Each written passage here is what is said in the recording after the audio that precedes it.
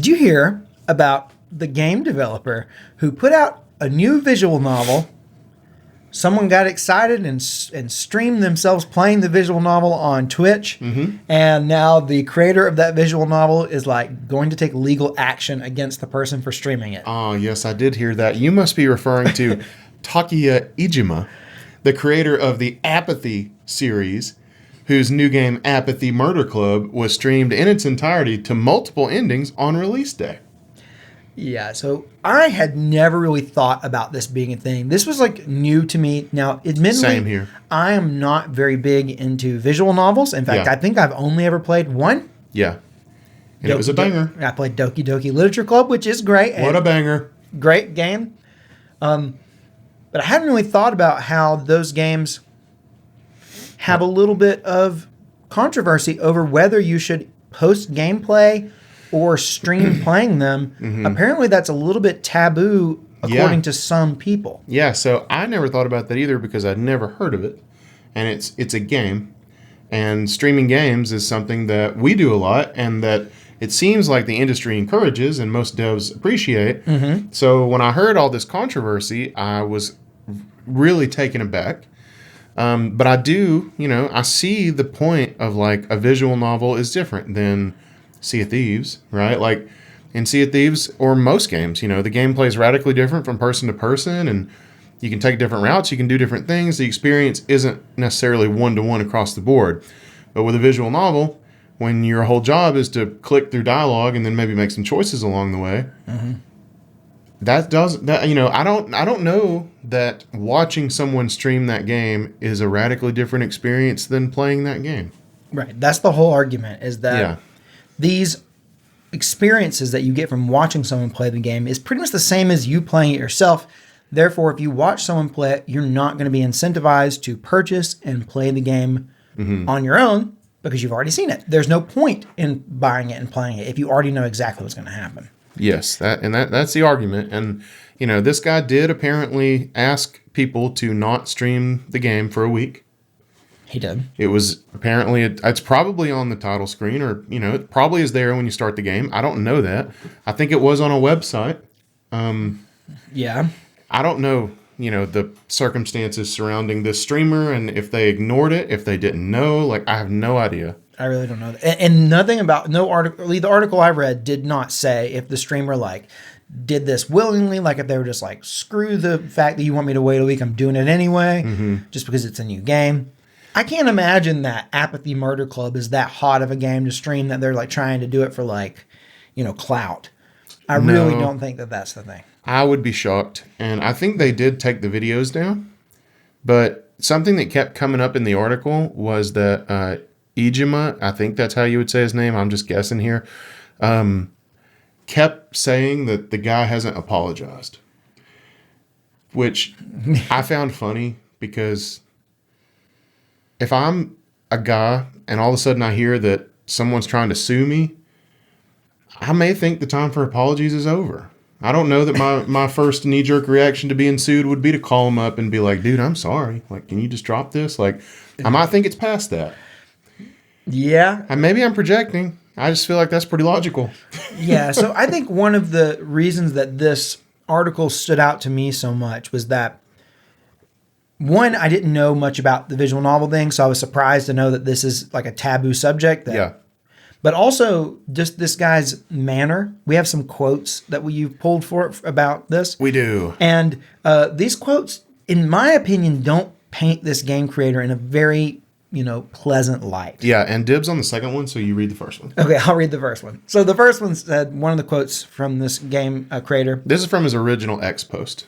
Yes. He said, "I don't create games so that people can create derivative works or play them live. Ooh. We create games for other people to play. Is that wrong? I make a living by making games. I am supporting my family." Yeah. Calling it derivative works. I felt targeted by that. Yeah, as people who play games on the internet. On the internet, I get it. If you're just if you were literally just playing the game, not saying anything, just playing the game and it's a visual novel, it's kind of almost like playing a movie or reading a book aloud on a stream, like that's kind of what it is. And in that case, okay, I could see an argument for being a derivative work. But most streamers, you watch them not for the game they're playing. You watch them for the streamer's reaction and like their personality. Like that's the whole point. The game is usually, to us anyway, the game is like a backdrop for us to hang out and be a little silly. Yeah. And the definition of derivative is that it is typically of an artist or a work of art, imitative of the work of another person, and usually disapproved of for that reason. And based on that definition, I don't think that our work is derivative, because we're not trying to imitate the game. We're not trying to imitate the guy who made the game. No. We're using the game as a medium to hang out and maybe give our thoughts on the game, and sometimes not even that. Sometimes we're just chilling, you know? But I agree, that doesn't paint him in the best light. Yeah. He did go on. So the day after the initial post, he went on to say that he does appreciate that content creation takes hard work, but that he's still suing the guy and that he hasn't said sorry. And in a response to a comment on his post, so this is someone who commented on his post, they were talking about the rules of not streaming visual novels and how, I guess it maybe started in the West, but apparently it's making its way into Japan now. Iijima, ignoring the rules, the rules of like ignoring those rules started in the West. Yes. So there was a comment on his post from a guy talking about how ignoring this rule about visual novels is becoming common, I guess. And Iijima replied, "Such people do not show any remorse and will continue to prey on other vulnerable people. I think most of them are the kind of people who would rather make excuses than apologize. I'll give those who look down on the world a bitter candy to lick." And if that's not anime villain material, I don't know what is. And I both kind of hate it and love it. Yeah, I mean, it sounds like this dude needs to start writing some visual novels. It does. I think it sounds like he'd have a pretty good career doing it. It does. Yeah, he's got a flair for words. He does. He's very dramatic. Very descriptive. Bitter candy to lick, like that just really hit, hit me right in the feels. Everybody's licked a bitter candy. Nobody wants to do it again. I love this.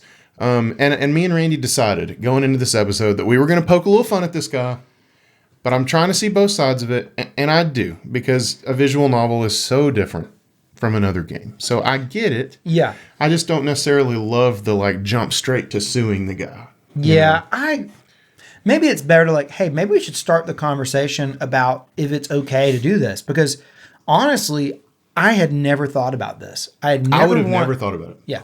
If we were going to stream say you were playing a visual novel and we were doing our hangout streams where we just play whatever we're playing and you pull up your visual novel and you start playing it, I wouldn't think about it. I would have never thought about it. But I do think that it's good to have the conversation, because I do want to play through the Phoenix Wright trilogy, and I thought maybe doing it on our little hangout streams might be a good idea, but now I'm not so sure.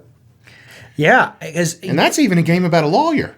Yeah, and I think that it does make it so that if you see someone play it, I get it. You might not want to buy it at that point. You may not feel like you need to. Yeah. And really, visual novels are best if you go into them completely ignorant. Yeah, and just know that.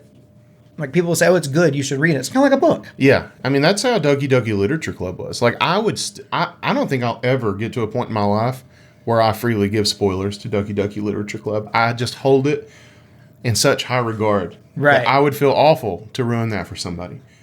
Yes. Also, I don't think I would want to stream that game. No. Well, I mean, it wouldn't make good stream material, but it really would kind of ruin the experience for anyone else who wanted to play it. It would. And so I get that. I really do get it. But we put out a poll asking you guys if you thought it was okay to stream and or post playthroughs of visual novels. That's right. At 72%, people said yes, stream away. At 9%, people said no, don't you dare. And at 19%, people said, I am not sure. And that's Monica from Doki Doki Literature Club. Yeah, I threw her in there just to, I don't know that many visual novels, so I was just, kind of going through. Yeah. But I was surprised that a vast majority of people say it's cool. Yeah, stream a visual novel. I'm not at all surprised by that. because I feel like the people who vote on our polls are probably mostly, I would say, primarily American. Probably. At least Western, and they probably didn't know any more about this than we did. Like, right. I would have never thought about this, like, ever, and like this could have happened to me. That's what I'm saying. Totally. I mean, yeah. If you were like, "Hey, I'm gonna play this game. I'm just gonna stream it." Yeah. Don't even think twice about it. I'll tell you what I would do. I would have apologized. Well, because I would have felt horrible. Well, I'm sure. Like, if he was like, "Oh, I'm gonna take legal action against you for streaming my game. I asked you to give me a week and you didn't do it." Mm-hmm. But also, it's like, is that asking people just to like wait a week? Is that in any way legally binding? You know what I mean? That's a good point. Probably not. Like, I don't know. You just ask like everyone playing to be like, "Hey, be a bro and don't stream for a week." Well, I don't know. I don't know what happens when you turn the game on. Is it one of those little, user agreements that you have to be like, I don't know. hit OK on that nobody reads? Maybe it was buried in there, and maybe that is somewhat legally binding. I really don't know. Yeah. Well, we have a comment here. This one's from Eth. 42, who said, "I know the article you talked about. And in this case, the homepage of the game specifically asked the players to not stream until a week after release. So playing the game live kind of seems like a dick move, to be honest." Yeah, so there you go. I guess it's on the homepage of the game. But again, is that legally binding? Yeah, I don't know. Is it a dick move? Maybe. Yeah, sure. If they asked you not to do it and you did it, yeah, I would say so. Yeah, I mean, like, I feel like if I were to load up a game and it was like, "Hey, just give me a week," just like so that people are willing to buy the game because the market's small and the people who are interested in it might look up a stream or a playthrough of it. Yeah. Yeah. I don't think we would stream that game. No. I don't think we would do that just because it would maybe be a little rude. Mm-hmm. But I don't know that I would expect to be sued if I did. Right. But I don't know what it said. I don't know what it said. It's really tough, and but this goes, I think, even beyond visual novels. Like lots of games, the story is the main reason you play it, and those games. Is it okay to stream? Like, is it okay to stream The Last of Us? I thought about The Last of Us too. Like, you know what I mean? Because like every playthrough is different in the respect that like you might go in this room, I might go in that room, you might revisit the room twice. Like it's all different, but it is a linear game. You're not making choices. You're playing through the same story as I did. So I don't know where the line is. Is it the fact that it's drawn? Is it the fact that it has the words novel in the genre? It's tough. It's really tough to say. Because that's the first thing that happens when people, a new game comes out is you get a playthrough posted to YouTube. Like, you can go on and find it like day one. Yep. And it's full of spoilers, and it's just the way it is. And if you don't want to be spoiled, you just don't watch it. Right. I think we might be encountering a cultural difference that we don't get. Yeah. That's my guess. Like, I think visual novels are probably maybe a little more popular over in Japan. Way more. Like in Japan and like, yeah, just definitely. Yeah. So maybe maybe the gamers in Japan know this and they would understand more why this is kind of a dick move. Yeah. And we're just kind of like two rednecks in the woods thinking like, well, I don't much see how that's different than Joel and Ellie. It's how it feels, though. It is. And I just don't know. I really don't know. I'm glad that I've had something come up to make me think about it because it's something that I legit have not ever thought about. So yeah, same here. I'm just glad that it happened. But I mean, this dude seems like he's a little dramatic. But you know what? He's the creator of visual novels. I think you got to have a flair for the dramatic aspects of life to be able to do that. 100%. Absolutely. And I know I made fun of the guy's quotes. I was upfront about the fact I was going to do it. Yep. But I do see it. I see his side.